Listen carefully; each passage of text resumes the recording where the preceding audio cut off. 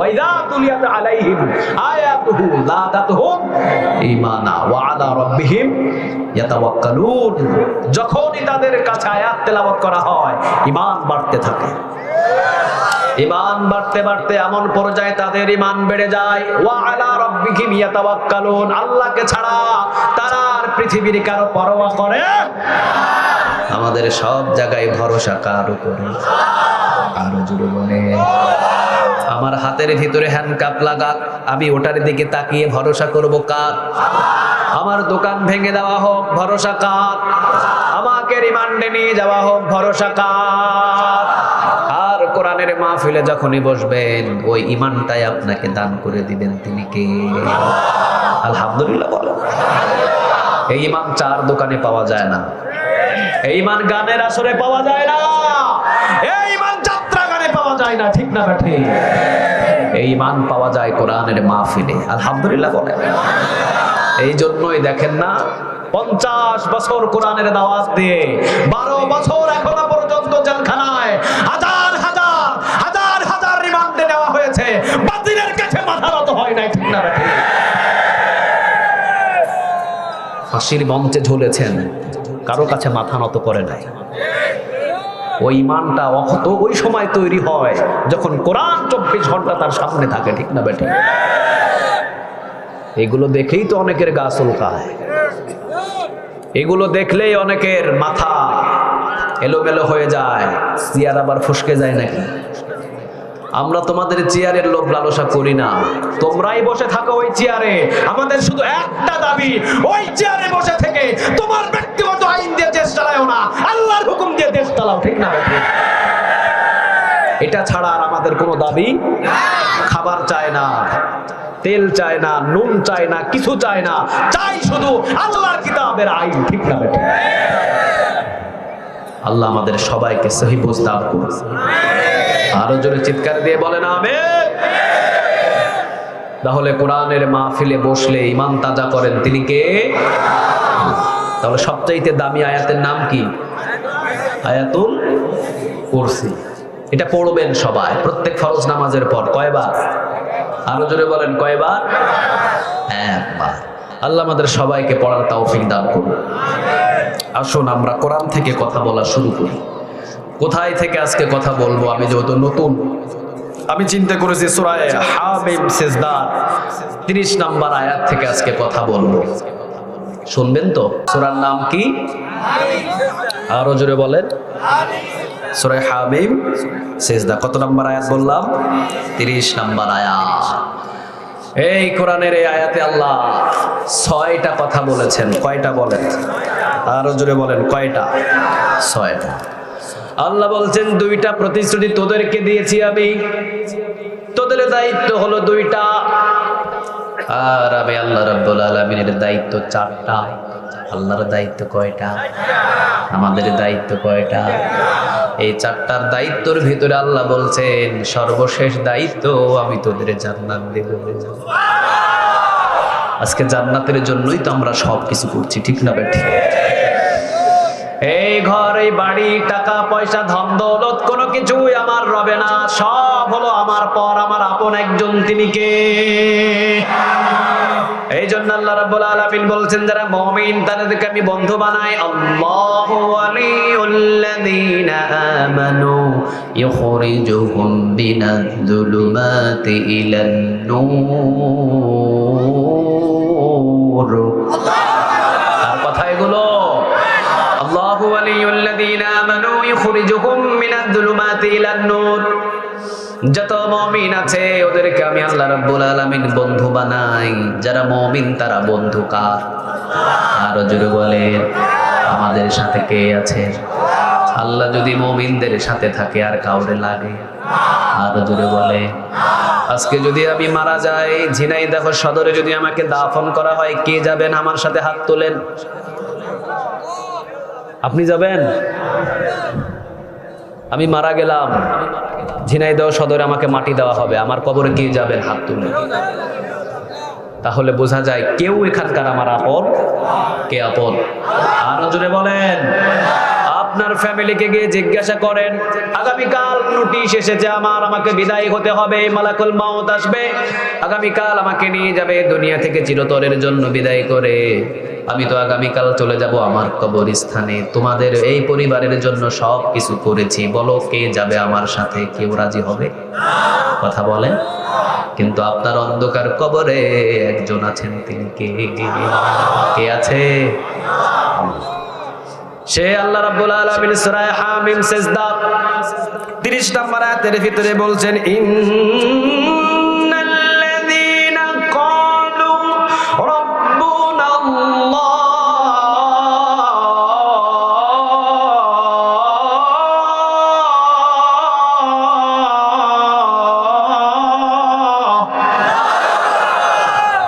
ইন্নাল্লাযীনা ক্বালু রাব্বুনাল্লাহ, নিশ্চয় আমি আল্লাহ রাব্বুল আলামিনকে যারা রব হিসাবে মেনে নেয়, আমাদের রব একজন, তিনি কে?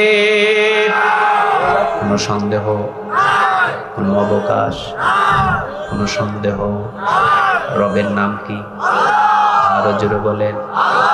36 রাইফেল 10 জন আপনার সামনে ধরেছে, রাতের 2টা বাজে, 36 রাইফেল বুকের ভিতরে ধরে বলছে, বল তোর রবকে। সেখানে দাঁড়িয়ে কার নাম নেবেন? আরো জোরে বলে।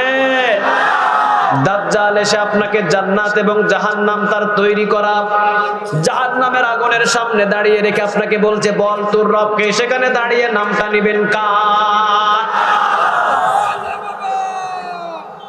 সেই কথাটাই আল্লাহ রাব্বুল আলামিন এখানে বলছেন সূরা হামিম সিজদার 30 নম্বর আয়াত, ইন্নাল্লাযীনা ক্বালু রাব্বুনাল্লাহ,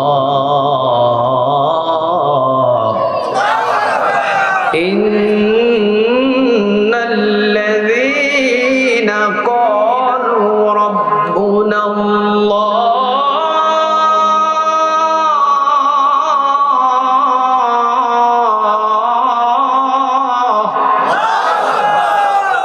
ইন্নাল্লাযীনা ক্বালু রাব্বুনাল্লাহ, নিশ্চয় আমি আল্লাহ রাব্বুল আলামিনকে যারা রব হিসাবে মেনে নেয়, আমাদের কোনো সন্দেহ নাই, আমাদের রব হলেন আল্লাহ। ঠিক না বেঠিক?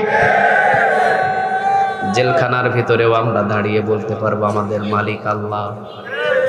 ফাঁসির মঞ্চে ঝোলাবে, সেখানেও রবের নাম নিব কার? আর জোরে বলেন কার? ইন্নাল্লাযীনা ক্বালু রাব্বুনাল্লাহ, আমাদের রব কে?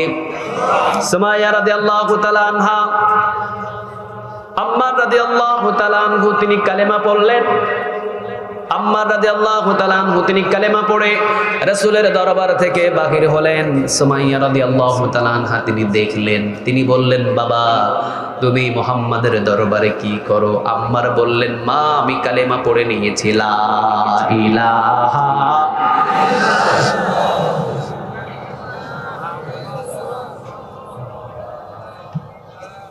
সাল্লাল্লাহু। সুমাইয়া রাদিয়াল্লাহু তাআলা আনহা তিনি বললেন, বাবা কালিমাটা কি? মা এক কালিমাটা হলো রব একজন, তিনি কে? আর জোরে বলেন। আমি আম্মার, আমার পৃথিবীতে আর কোনো রব নয়, আমার রব হলো তিনি আল্লাহ। সুবহানাল্লাহ। যিনি আমাকে খাওয়ায়, যিনি আমাকে পড়ায়, যিনি আমার রিজিকের মালিক, যিনি আমার হায়াতের মালিক, যিনি আমার ছেলের মালিক, মেয়ের মালিক, বিবির মালিক, সবকিছুর মালিক কে? আরো জোরে বলেন। যিনি আমার মৃত্যুর মালিক, যিনি আমার হায়াতের মালিক। ঠিক না বেঠিক? সুমাইয়া রাদিয়াল্লাহু তাআলা আনহা তিনি বলছেন, বাবা এই কালিমা পড়লে কি করতে হয়? আম্মার বলছেন, মা এই কালিমা পড়লে গোলামি করতে হয় কার? আরো জোরে বলেন কার? সুমাইয়া রাদিয়াল্লাহু তাআলা আনহা তিনি বললেন, বাবা যাও তোমার মুহাম্মদকে বলে দাও, পৃথিবীতে অনেক খোদার নাম শুনেছি, এই মালিকের নাম আজকে এত মধুর নাম শুনলাম, এই মধুর নাম আমার কাছে আর শ্রেষ্ঠ নাম, এর চাইতে শ্রেষ্ঠ নাম আমি আর শুনি না। তোমার মুহাম্মদকে বলে দাও, বাবা তোমার মা ওই কালেমা পড়ে মুসলমান হয়েছে, লা ইলাহা ইল্লাল্লাহ মুহাম্মাদুর রাসূলুল্লাহ সাল্লাল্লাহু। চলে গেলেন আবু জাহেলের কানের কাছে খবর, সুমাইয়া রাদিয়াল্লাহু তাআলা আনহা কালিমা পড়েছে। নিয়ে গেলেন সুমাইয়াকে মরুভূমির ভিতরে উত্তপ্ত বালুর উপরে চিৎ করে শোয়ালেন। ডান হাত আর বাম হাত, ডান পা বাম পা চারটা খোঁটার সাথে টানা টানা করে বেঁধে রেখে সুমাইয়াকে বললেন, সুমাইয়া বল তোর রবকে। সুমাইয়া সেখানে চিত হয়ে শুয়ে উত্তপ্ত বালুর উপরে মৃত্যুর ভয় না করে তিনি চিৎকার দিয়ে পড়লেন, লা ইলাহা ইল্লাল্লাহু মুহাম্মাদুর রাসূলুল্লাহ সাল্লাল্লাহু। আল্লাহ সেই কথাটাই বলছেন এখানে, ইন্নাল্লাযীনা ক্বালু রাব্বুনাল্লাহ, রব হিসেবে মেনে নিতে হবে একজনকে, তিনি কে? আর জোরে বলেন। এরপর আল্লাহ রাব্বুল আলামিন বলছেন সুম্মাস্তাকামু, অটল থাকো, ইস্তিকামত থাকো। সুম্মাস্তাকামু মানে অটল। হাজার হাজার বিপদ আসবে, এরপরও তোমাকে কেউ বিগড়াতে পারবে, ভাঙতে পারবে, মস্কাতে পারবে। দেখেন সুমাইয়া রাদিয়াল্লাহু তাআলা আনহাকে বলা হলো, সুমাইয়া তুই এই রবকে ভুলে যা। এতদিন আমাদের রবের পূজা করেছিস, এতদিন আমাদের রবকে ডেকেছিস, আর নতুন ভাবে মক্কা শহরের ভিতরে কেন তুই অন্যজনকে রব হিসাবে মানছিস? সুমাইয়া বলছে, যাকে রব হিসাবে মেনেছি ওই রবকে ভুলতে পারবো না। ডান হাতে একটা প্যারাগ মারলেন, ফিঙ্কি দিয়ে রক্ত বাহির হলো। সুমাইয়া বললেন, আমার প্যারাগ মেরে আমার হাতে আমাকে রব থেকে সরাতে পারবি না। বাম হাতে আরেকটা প্যারাগ। সুমাইয়া রাদিয়াল্লাহু তাআলা আনহা তিনি মুস্কি হাসি দিয়ে বললেন, আবু জাহেল আমি সফল হয়েছি, আমি সফল। মনে রাখিস এই কোরআনের জন্য, ইসলামের জন্য, আমার আল্লাহর জন্য সর্বপ্রথম মহিলার ভিতরে আমি সুমাইয়াই রক্ত দিলাম। হাতের ভিতরে প্যারাগ মারা হয় কিন্তু রবকে ভুলে না। ওই রবকে এইভাবেই মানার কথা বলেছেন, তিনি কি? আপনার আল্লাহকে রব হিসাবে মানতে গেলে অন্য ধর্মীয় লোক আপনাকে গ্রেফতার করতে পারে, এরপরও আল্লাহকে ভোলা যাবে? কথা বলেন, ভোলা যাবে? ইন্নাল্লাযীনা ক্বালু রাব্বুনাল্লাহ, আল্লাহ বলছেন নিশ্চয় আমি আল্লাহ রাব্বুল আলামিনকে যারা রব হিসাবে মেনে নেয়, সুম্মাস্তাকামু অটল থাকে। সুমাইয়া রাদিয়াল্লাহু তাআলা আনহা বললেন, তুই প্যারাগ মার, আমাকে শেষ করতে পারবি না। বললাম একটা এনে সুমাইয়া রাদিয়াল্লাহু তাআলা আনহার লজ্জাস্থান বরাবর মানলেন। তিনি দুনিয়া থেকে শেষ বিদায়ের আগে বলে দিলেন, আবু জাহেল আমি ঘোষণা দিয়ে দিলাম, লা ইলাহা ইল্লাল্লাহু মুহাম্মাদুর রাসূলুল্লাহ সাল্লাল্লাহু। আমার শেষ নিঃশ্বাসের সময় আমি একজনকে রব হিসাবে মেনেছিলাম, তিনি কে?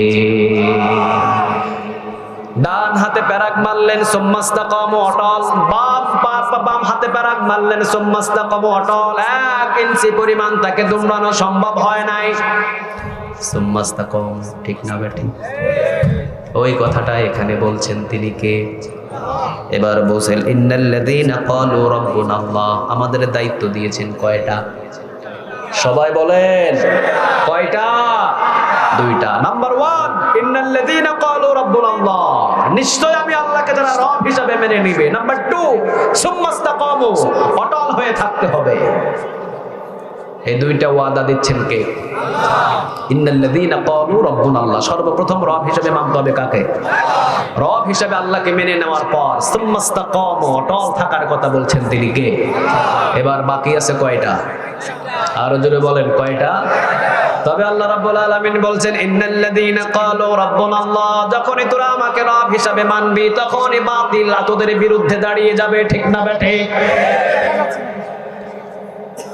তখন অত্যাচার করবে, জুলুম হবে, অনেক অনেক তোদের উপরে আঘাত আসবে। আর হাজার হাজার আঘাত আসলে তখনই তোকে সুম্মাস্তাকাম, অটল থাকতে হবে, ঠিক না বেঠে? কার কথা এটা? আরো জোরে বলেন কার? এমনি বলেন নাই সুম্মাস্তাকামু, এমনি এমনি আল্লাহ এখানে বলেন নাই। আল্লাহ বলেছেন ইন্নাল্লাযীনা ক্বালু রাব্বুনাল্লাহ, যখনই তোরা আমাকে রব হিসাবে মেনে নিবি তখন এমন হতে পারে নিজের ঘরে ঘুমাতে পারবি না, রাস্তায় রাস্তায় ঘুমিয়ে থাকতে হবে, ঠিক না বেঠে?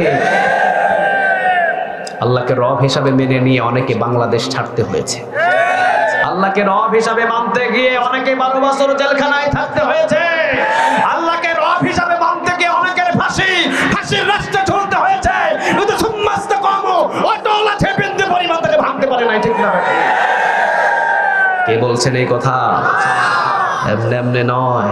ইন্নাল্লাযীনা ক্বালু রাব্বুনাল্লাহ, আপনি রব হিসাবে মেনে নিলেন, আপনার উপরে বিপদ আসবে না, না, অবশ্যই বিপদ আসবে। তখনই আপনাকে সুম্মাস্তাকামু, অটল সীসা ঢালার মতো দাঁড়িয়ে থাকতে বলেছেন তিনি কে?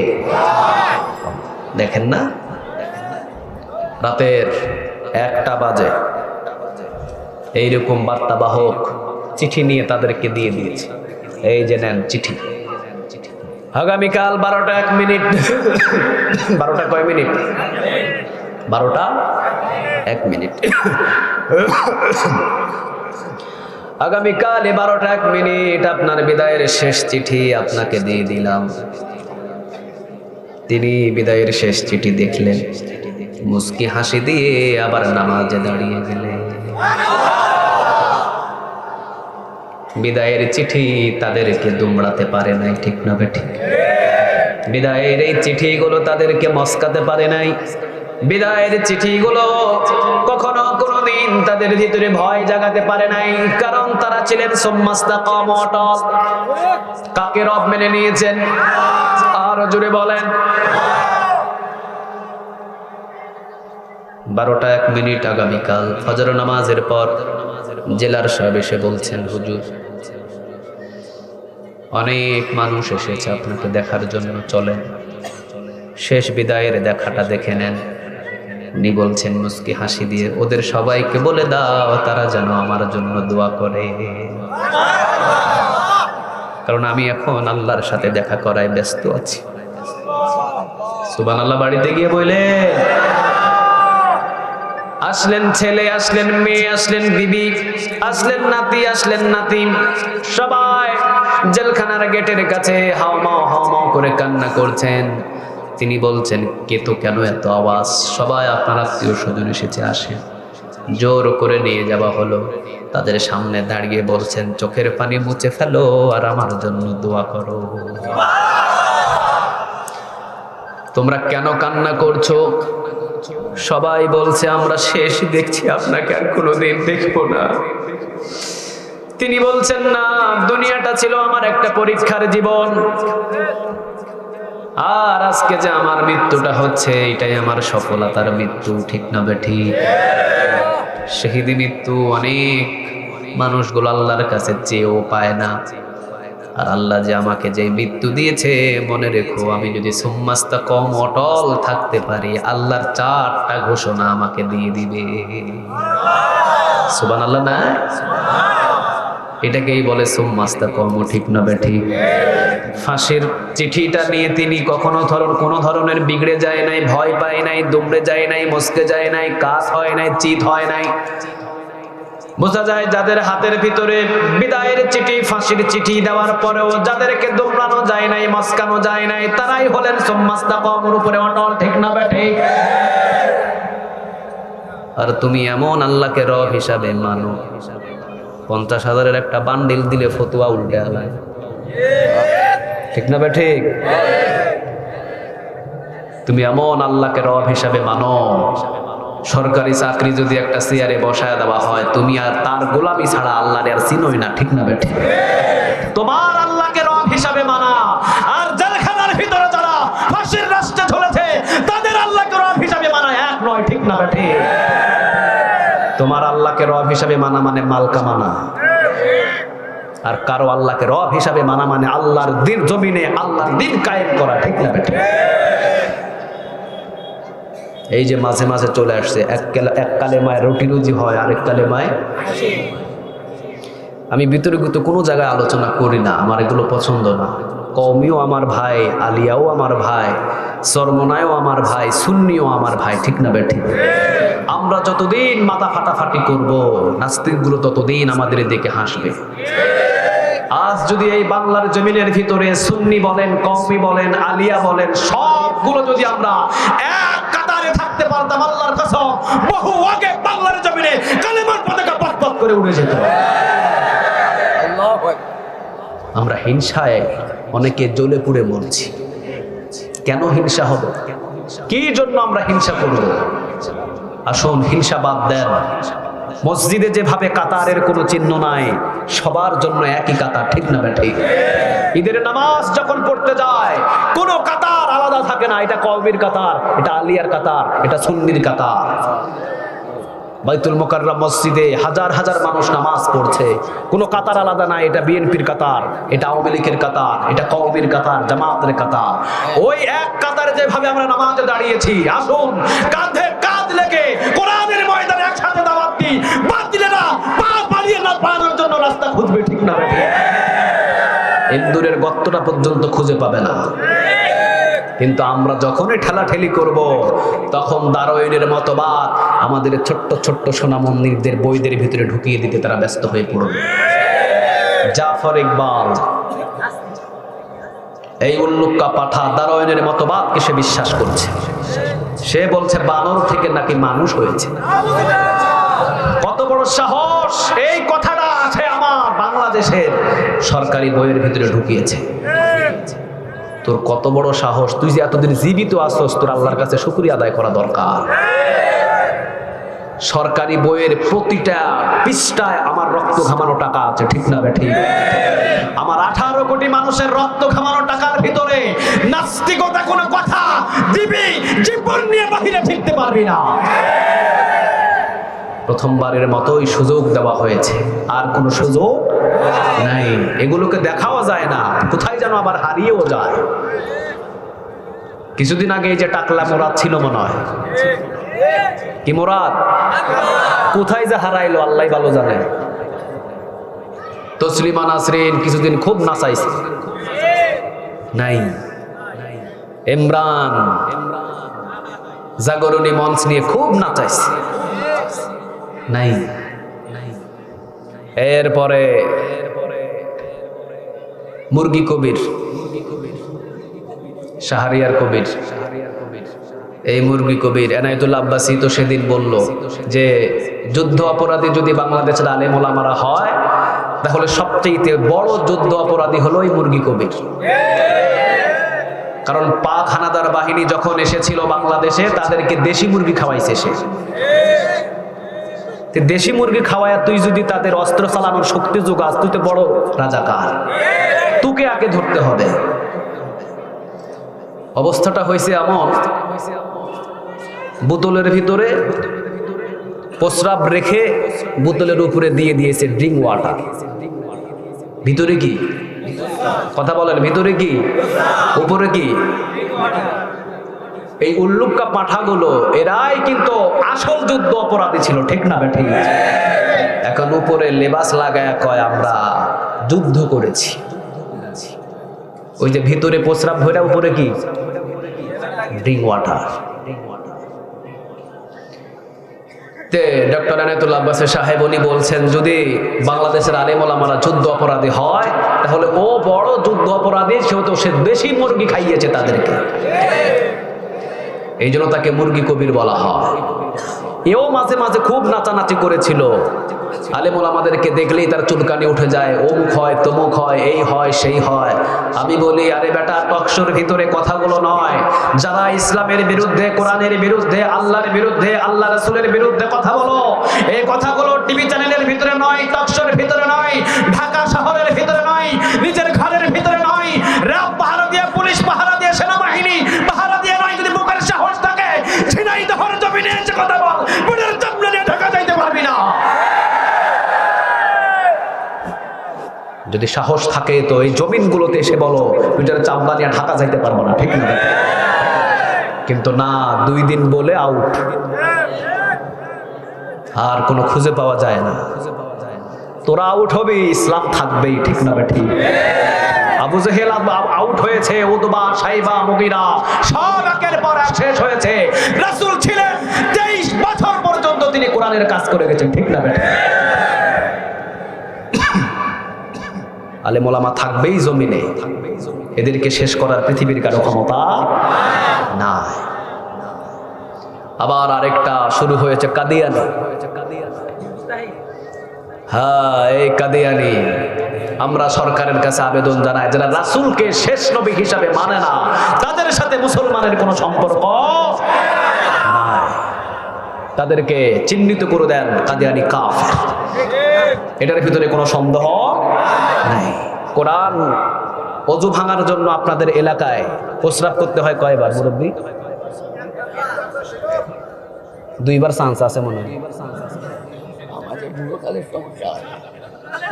ও বুড়াকালে না হলেও হয়ে যায়। আচ্ছা হ্যাঁ বলেন, আপনারা বলেন ওযু ভাঙার জন্য প্রস্রাব করতে হয় কয়বার? কোরআনের 6666টা আয়াত অমান্য করে কাফের হওয়া লাগে না, একটা অক্ষর অমান্য করলে কাফের হয়ে যায়, ঠিক না? সে রাসূলকে খতমা নবুয়ত মানে না, কাজেই তারা কাফের, এটার ভিতরে কোনো সন্দেহ নাই।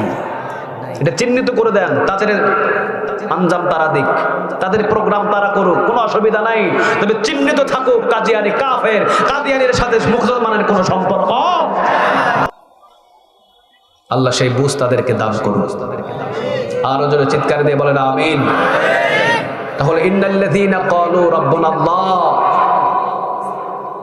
কারো আল্লাহকে রব মানা মালকা মানা, আর কারো আল্লাহকে রব মানা ফাঁসির মঞ্চে ঝোলা, ঠিক না? ইন্নাল্লাযীনা ক্বালু রাব্বুনাল্লাহ, রব হিসাবে একজনকে মানতে হবে, তিনি কে? সুম্মাস্তাকামু, অটল থাকতে হবে। রাসূল সাল্লাল্লাহু আলাইহি ওয়াসাল্লাম বললেন 6 জায়গায় আল্লাহকে রব হিসাবে মানতে হবে। কয় জায়গায়? আর জোরে বলেন। এবার হাদিসটা নোট করে নেন। রাসূল সাল্লাল্লাহু আলাইহি ওয়াসাল্লাম বললেন 6 জায়গায় আল্লাহকে রব হিসাবে মানতে হবে। নাম্বার 1, ব্যক্তিগত জীবনে পৃথিবীর কেউ রব হবে না, ব্যক্তিগত জীবনে একজনই রব হবেন, তিনি কে? আমার ইবাদতের ভাগদার কে? আরো জোরে বলেন। আমার ইবাদত পৃথিবীর কারো জন্য নয়, আমার সিজদা পৃথিবীর কারো জন্য নয়, আমার জীবনের সব চাওয়া পৃথিবীর কারো কাছে নয়, আমার পৃথিবীর সব কিছু গুনাহ মাপ চাওয়া কারো কাছে নয়, একজনের কাছেই সব হবে। কে তিনি? সিজদা দিব কাকে? মাজারে সিজদা আছে না নাই? পীরের পায়ে সিজদা আছে না নাই? খবরদার, পীরের পায়ে সিজদা দিবেন তো আপনার ঈমান শেষ। শিরক করেছে না? শিরক 2 প্রকার। কয় প্রকার? শিরক আকবার, শিরক আসগার। একটা হলো বড় শিরক, আর একটা হলো ছোট শিরক। শিরক আকবার আবার 3 প্রকার। এই শিরক আকবার যদি করেন জাগাত ঈমান শেষ। আপনাকে নতুন ভাবে কালেমা পড়ে ঈমান আনতে হবে, এছাড়া সারা জীবন আপনি কাফের হয়ে থাকবেন। মারা গেলে যদি ওই অবস্থায় মারা যান, আপনি মুমিন হতে পারবেন? শিরক কয় প্রকার? 2 প্রকার। শিরক আকবার, শিরকে আসগার। শিরক আকবার আবার 3 প্রকার। আশিরকু ফির রুবুবিয়া, আশিরকু ফিল উবুদিয়া, আশিরকু ফিল আসমাই ওয়া সিফাত। আশিরকু ফির রুবুবিয়া, রবের খাতিরে শিরক। আল্লাহকে আল্লাহর কাছেও চায়, আবার বট গাছের কাছেও চায়, ঠিক না ব্যাঠিক? আল্লাহর কাছেও চায়, আবার কবরেও চায়, আছে না নাই? শাহজালালের মাজারে গিয়ে একবার দেখলাম চাইতেছে, বাবা 9 জন আমার মেয়ে, আপনি আমাকে বাবা একটা ছেলে দেন। আমি এবার বললাম, মা কার কাছে ছেলে চাইলেন? কয় বাবার কাছে। কোন বাবা? শাহজালাল। কয় বাবা তো বিয়াই করে নাই। শাহজালাল ইয়ামিন রাহিমাহুল্লাহ বিবাহ করে নাই। এবার মুস্কি হাসি দিছে। কই তুমি জানলা কেমনে? কই আমি জানবো না মানে? ইতিহাস সাক্ষী তিনি বিবাহ করেন নাই। তিনি কয় হাজার সন্তানের গোডাউন নিয়ে এখানে বসে আছেন। মা আপনি কারো কাছ থেকে শুনেছেন নাকি? কয় না। বাবা সবাই চায়, এই জন্য আমিও চাইলাম। আমি কই কোরআনের কোন পৃষ্ঠায় আছে? কয় কোনো পৃষ্ঠায় নাই। যেটা কোরআনে নাই, যেটা হাদিসে নাই, সেটা মুসলমান মানতে পারে? আর জোরে বলেন পারে? এই জন্য আমরা আগেই বলেছি, আমাদের জীবন বিধান একটা কিতাব তারা না, কোরআন এবং হাদিস, এগুলোই আমাদের জীবন বিধান, ঠিক না বেঠিক? এবার বলছে বাবা সবাই চায়, এই জন্য আমিও চাইলাম। সবাই নাকি পেয়েছে? আমি বললাম মা কেউ পায় নাই, দিয়েছেন তিনি কে? হয়তো মনে করেছে শাহজালাল মাজারে এসে চেয়েছেন বাবা আমাকে একটা ছেলে দাও, কিন্তু শাহজালাল ইয়ামিন রাহিমাহুল্লাহ তিনিও পৃথিবীর কারো কাছে চাইতেন না, তিনিও চাইতেন কার কাছে? প্রতিটা খাবারের পর শাহজালাল ইয়ামিন রাহিমাহুল্লাহ দস্তরখানায় উনি 2 হাত তুলে বলতেন, ইয়া রব, যা খাইয়েছেন আপনি খাইয়েছেন, আপনি ছাড়া পৃথিবীর কেউ আমাকে এক টুকরা পর্যন্ত দানা পানি দিতে পারে না। চিন্তা করেন, এক টুকরা পর্যন্ত দানা পানি শাহজালাল ইয়ামিন রাহিমাহুল্লাহ উনি বলেছেন আমাকে কেউ দিতে পারে নাই, অর্থাৎ আপনি আমাকে খাইয়েছেন, ওনাকে আল্লাহ যিনি খাইয়েছেন উনি আপনারা কেমনে সন্তান দেবেন? এবারে চুপ হয়ে বসে রয়েছে। আমি বললাম মা আপনি বলেন তো দেখি মাজারে এসে ছেলে পাওয়া যায়? কে বলেছে? কই সবাই বলেছে। আমি বললাম মা কুকুর কোন মাজারে গেল বলেন? কুকুর কোন মাজারে গেল? কিন্তু কুকুরের 8-9টা বাচ্চা হয়, ঠিক না বেঠিক? কে দেয়? কথা কন না কেন? ছাগল কোন মাজারে গেল? 6 মাস পরে 2টা বাচ্চা দেয়, কে দেয়? মনে রাখেন, বাচ্চা দেওয়ার মালিক পৃথিবীর কেউ নয়, মায়ের গর্ভের ভিতরে সন্তান দেওয়ার মালিক পৃথিবীর কেউ নয়, সন্তান দেওয়ার মালিক একজন, তিনি কে? এই জন্য খবরদার, যারা আল্লাহকে রব হিসাবে মানবেন, কোন মাজারে গিয়ে সেজদা দেওয়া যাবে, কোন পীরের পায়ে কোনদিন সেজদা দেওয়া যাবে? কাকে সেজদা দিবেন? আরো জোরে বলেন। তাহলে আমার ব্যক্তিগত জীবনের যত আমল, সমস্ত আমল হবে একজনের জন্য, কে? তিনি। দ্বিতীয় নাম্বার, আমার পারিবারিক জীবনের রব হবে কে? আমার পরিবারের জীবনের রব হবে কে? আমার পরিবার কখনো কালমাস্টের মতো চলতে পারে না, আমার পরিবার ইন্ডিয়া সিরিয়ালদের নায়ক নায়িকাদের মতো চলতে পারে না, আমার পরিবার চলবে আমার রবের হুকুম মতো। তাহলে পর্দা ছাড়া আমার পরিবার আর হুন্ডায় উঠতে পারবে? পর্দা ছাড়া বাজারে যেতে পারবে? পারিবারিক জীবনে রব মানতে হবে কাকে? আরে শুনেন, কথাগুলো শুনেন, বুঝেন ভালো করে। রাসূল 6 জায়গায় রব হিসাবে কাকে মানতে বললেন? 1 নাম্বার, ব্যক্তিগত জীবনে রব হবে কে? 2 নাম্বার, পারিবারিক জীবনে রব হবে কে? 3 নাম্বার, সামাজিক জীবনে রব হবেন তিনি কে? এই সমাজ, এমপি বলেন, মন্ত্রী বলেন, চেয়ারম্যান বলেন, মেম্বার বলেন, মসজিদের সভাপতি বলেন, কারো হুকুম মতো সমাজ চলবে না, সমাজ চলবে আল্লাহর হুকুম মতো, ঠিক না বেঠে? সামাজিক জীবনে রব হবে তিনি কে? আল্লাহ। 4 নাম্বার, অর্থনৈতিক জীবনে রব কে হবে? আমি শুরু টানা বলে দিচ্ছি। 5 নাম্বার, রাষ্ট্রীয় জীবনে রব হবেন তিনি কে? 5 নাম্বারে, রাষ্ট্রীয় জীবনে যখনই আপনি আল্লাহকে রব হিসাবে মানবেন, এখন আল্লাহকে যখনই রব হিসাবে মেনে নিয়ে আপনি বলবেন রাষ্ট্র যার হুকুম চলবে তার, তখনই আপনাকে জেলখানায় যাওয়া লাগতে পারে, ঠিক না বেঠিক? তখনই আপনার উপরে আক্রমণ আসতে পারে, তারপরও পিছু টান নেওয়া যাবে। তাহলে 6 নম্বরে রাষ্ট্রীয় জীবনে রব হবেন তিনি কে?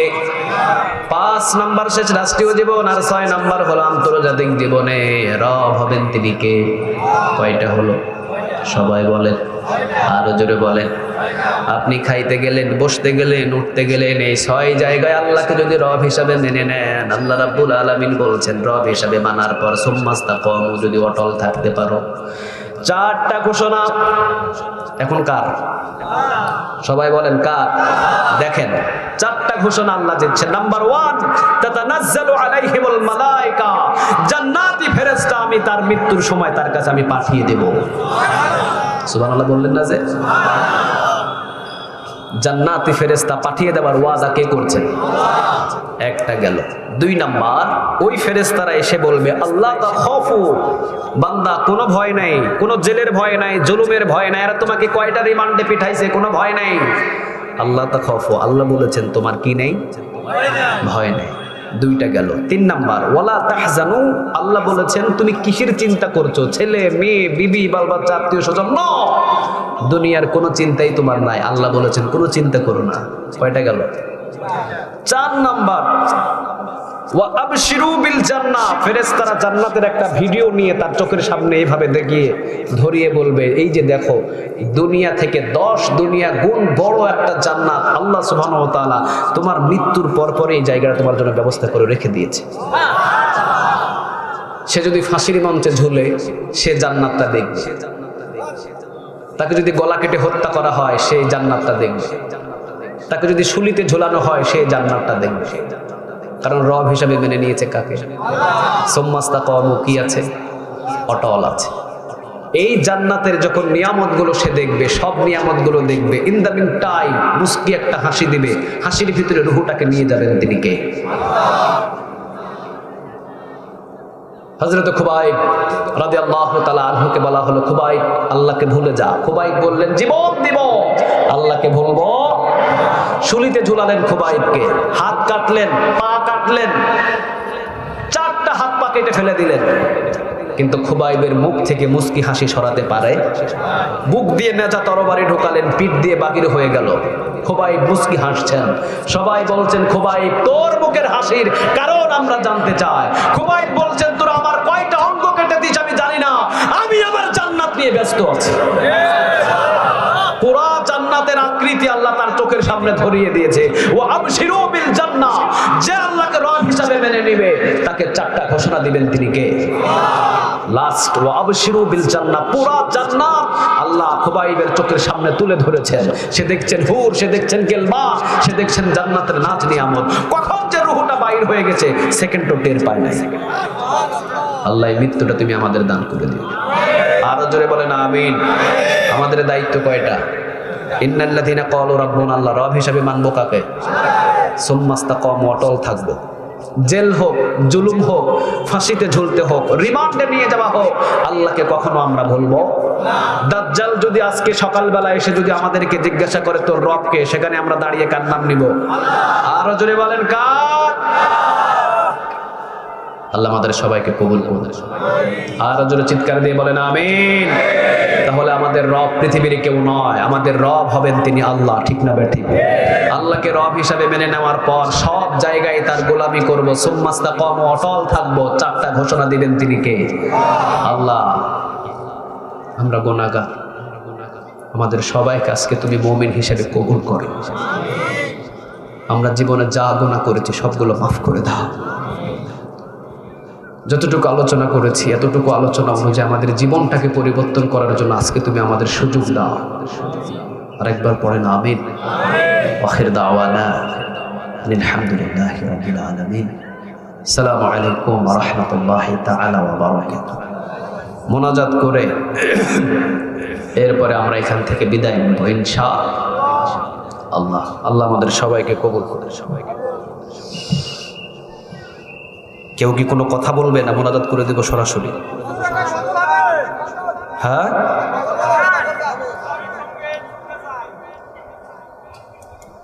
আপনাদের কণ্ঠে কি আওয়াজ আছে? কই আওয়াজ? লিল্লাহি তাকবীর। দেখি কিরকম আওয়াজ। 2 মিনিটে তাহলে শেষ করে দিলাম। কি হবে বেঁচে থেকে, কি হবে বেঁচে থেকে অযথা বিদ্যা শিখে যদি না করতে পারি শোষণবিহীন সমাজটাকে? কি হবে বেঁচে থেকে অযথা বিদ্যা শিখে যদি না করতে পারি শোষণবিহীন সমাজটাকে? কি হবে বেঁচে থেকে, কি হবে বেঁচে থেকে, কি হবে বেঁচে থেকে? কি হবে ছাত্র সেজে চুমুকে সনদখানা যদি হয় বিদ্যালয়টা পতিতাদের আড্ডাখানা? কি হবে ছাত্র সেজে চুমুকে সনদখানা যদি হয় বিদ্যালয়টা পতিতাদের আড্ডাখানা? এর চেয়ে মরাই ভালো, দেশ ছেড়ে যাওয়াই ভালো। এর চেয়ে মরাই ভালো, দেশ ছেড়ে যাওয়াই ভালো। কি হবে ধোঁকা দিয়ে বিবেকটাকে, কি হবে ধোঁকা দিয়ে বিবেকটাকে? কি হবে বেঁচে থেকে অযথা বিদ্যা শিখে যদি না করতে পারি শোষণবিহীন সমাজটাকে? কি হবে বেঁচে থেকে, কি হবে বেঁচে থেকে? কি হবে আলেম হয়ে ইমাম সেজে সমাজেতে ভালো যদি সত্য কথা উচ্চ স্বরে না বলিতে?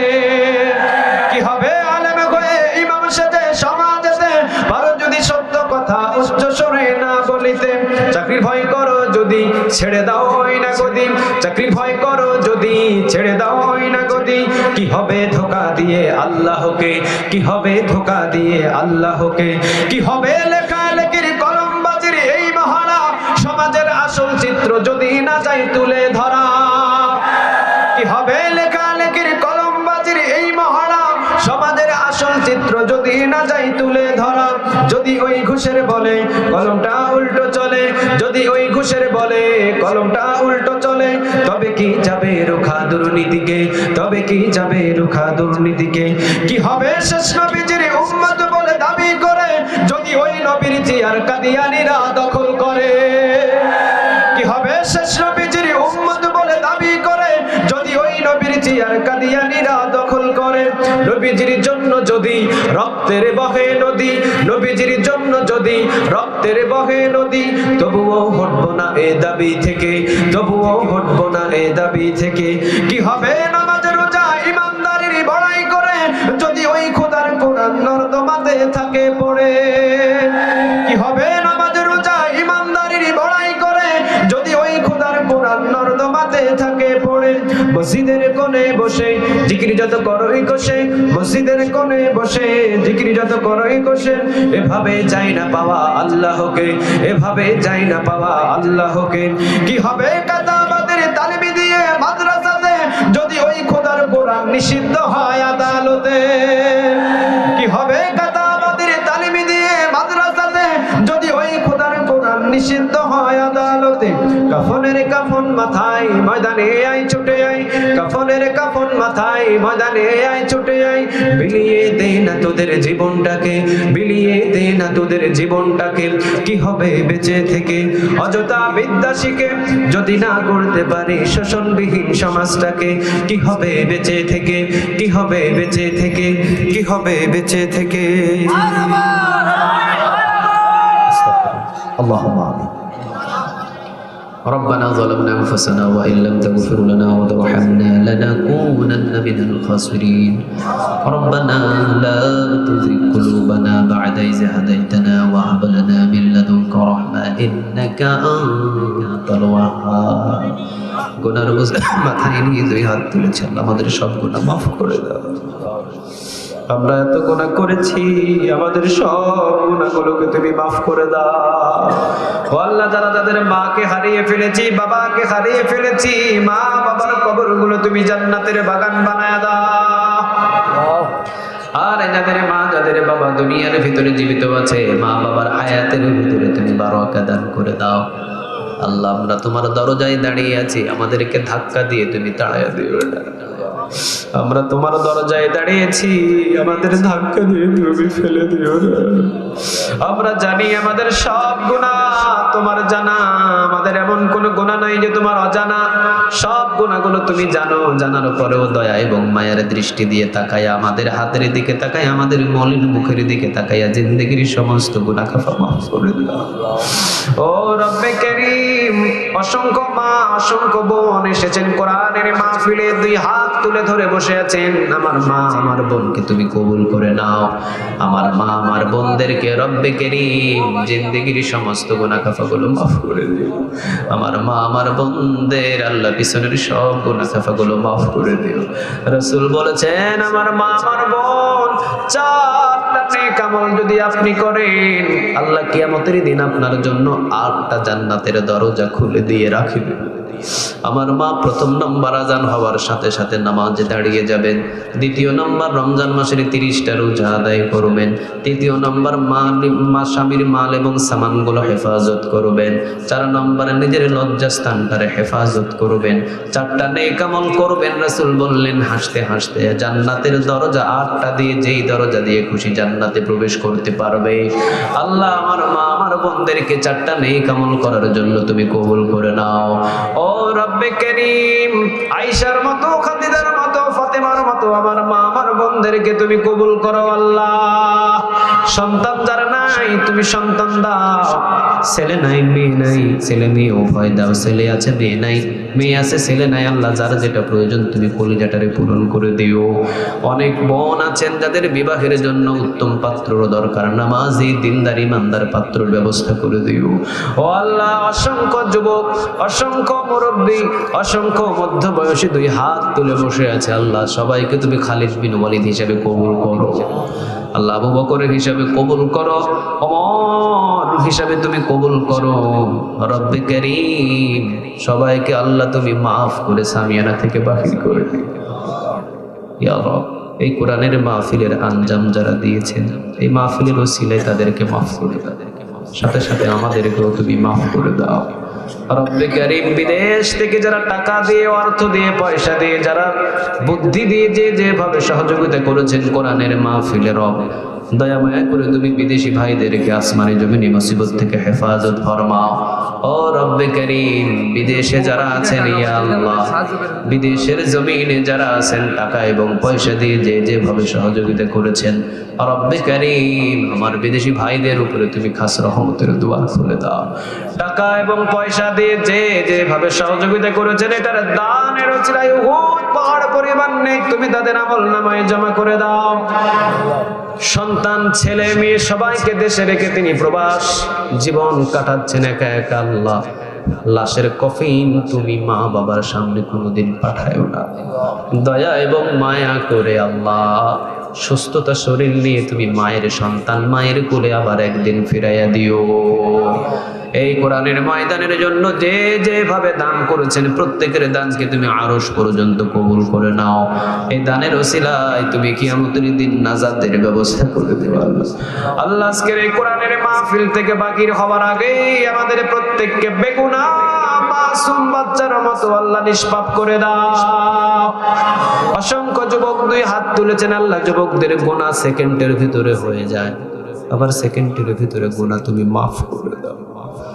খাস করে যুবকদের সব গুনাহ মাফ করে দাও, ওদের বেনামাজি থাকার গুনাহ মাফ করে দাও, ওদের জিনার গুনাহ মাফ করে দাও, ওরা জীবনে যা গোপনীয় গুনাহ করেছে সব গুনাহ মাফ করে দাও।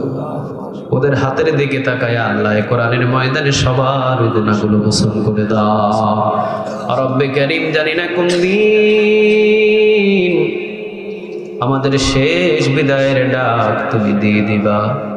যেই দিন দিবা সেই দিন আর আমাদের ধরে রাখার মতো পৃথিবীর আর কারো ক্ষমতা নাই। অসংখ্য মানুষগুলো ওই বিদায় থেকে আমরা ভয় করছি। আল্লাহ, আমাদের মৃত্যুটা তুমি ঈমানের মৃত্যু দান করে দিও। আজকে যার ঘরে বসেছিলাম ওই ঘরটাকে তুমি জান্নাতের ঘর হিসেবে কবুল করো। সাথে সাথে মাহফিল কমিটি সবার ঘরের ভিতরে বরকতের দুয়ার খুলে দিও। একজন তোমার গোলাম, তিনি চেয়েছেন একটা সন্তান, আল্লাহ তুমি তাকে একটা সন্তান দান করে দিও। একজন গোলাম তার মা বাবার জন্য দোয়া চেয়েছেন, আল্লাহ মা বাবাকে তুমি সুস্থতা দান করো।